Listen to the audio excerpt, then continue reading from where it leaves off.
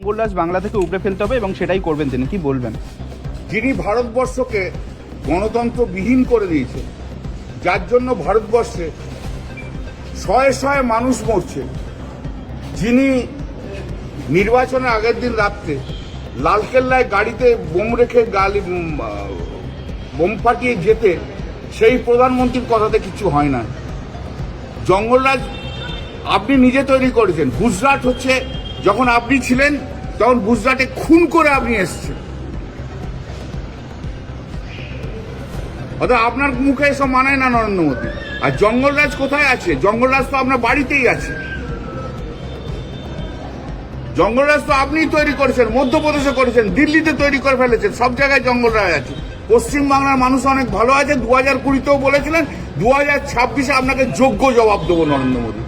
এমন জবাব পাবেন না, আপনি আর সিট দ্বারা সোজা করে উঠতে পারবেন না। রাজ্যপাল বলছেন যে ভোটটা ব্যালেটে করতে হয়, বুলেটে নয়। পশ্চিমবঙ্গে এই পরিবর্তনটা সব থেকে আগে দরকার। রাজ্যপালকে আগে বলুন যে রাজ্যপালের ভবনে যেন বিজেপির সমস্ত ক্রিমিনালদের যেন রাজভবনে না রাখে।